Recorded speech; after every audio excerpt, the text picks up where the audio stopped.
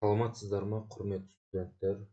Бүгінгі біздің өтетін тақырыбымыз жасанды интеллекттің негізгі түрлері. Жасанды интеллект компьютерлік жүйелердің адамша ойлап, үйреніп, шешім қабылдау қабілетін зерттейтін ғылым. Бұл салада әртүрлі түрлер бар. Олардың мүмкіндіктері мен қолдану аясы әртүрлі.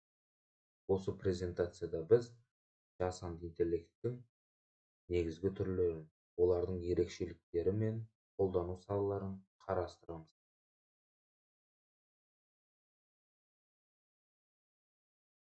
Жасанды интеллект түрлерінің жіктелуі.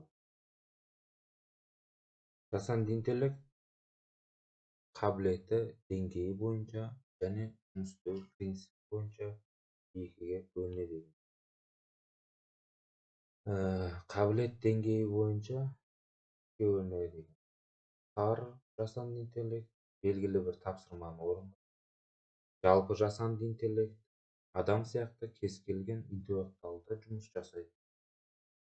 Супер жасанды интеллект адамнан әлдеқайда ақылды гипотетикалық қызметтерді атқарады. Жұмыс істеу принципіне қарай реактивті машиналар, шектеулі жадысы бар жасанды интеллект және сананы түсінетін және өзін өзі танитын жасанды интеллект болашақтағы гипотетикалық түрлері жатады. Жасанды интеллект бұл машиналарға адам сияқты ойлануға, үйренуге және шешім қабылдауға мүмкіндік беретін ғылым мен технология саласы.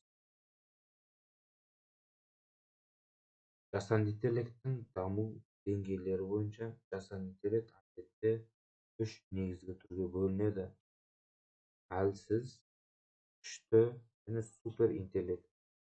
Кейбір зерттеушілер функционалдық тұрғыдан 4 деңгейге бөледі. Әлсіз немесе тар жасанды интеллект белгілі бір нақты тапсырманы орындауға арналған. Ол тек өз саласында ғана тиімді жұмыс істейді және басқа міндеттерге бейімделу. Мысалға алатын болсақ, Siri, Alexa, Google ассистент дыбыс арқылы басқарады бұлар. Жеке ұсыныс жүйелері YouTube, Netflix және TikTok. Бейне мен мәтін тану жүйелері. Ерекшелігі тек бір бағытта жұмыс істейді. Адам санасын толық имитацияламайды. Алгоритмдік ережелер мен машиналық оқу әдістеріне негізделеді. Күшті жасанды интеллект адамның ойлау қабілетіне ұқсас деңгейде әрекет ете алатын және түрлі міндеттерді орындай алатын интеллект түрі. Мақсаты адам сияқты ойлау, жоспарлау, үйрену және шешім қабылдау. Әртүрлі жағдайларға бейімделу. Қазіргі жағдайда бұл деңгейдегі интеллект әлі толық жасалмаған, тек зерттеу кезеңінде. Мысалы, роботтар адам сияқты өзінен ойлап, жаңа жағдайларда шешім қабылдай алады.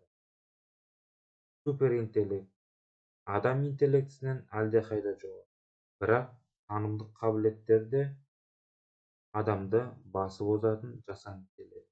Танымдық қабілет деп отқанымыз шығармашылық логика, эмоция тану, стратегия құру және тағы да басқа. Ерекшелігі өзін өзі жетілдіреді. Адам көмегінсіз жаңа білім жасай алады. Әлемдік деңгейдегі күрделі мәселелерді шешуге қабілетті.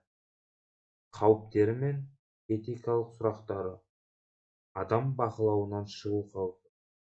Қоғамдық және моральдық салдарлар.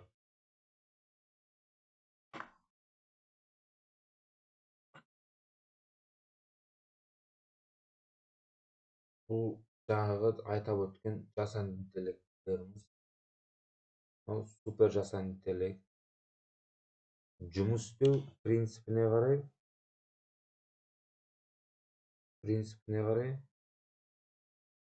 жасанды интеллект түрлері.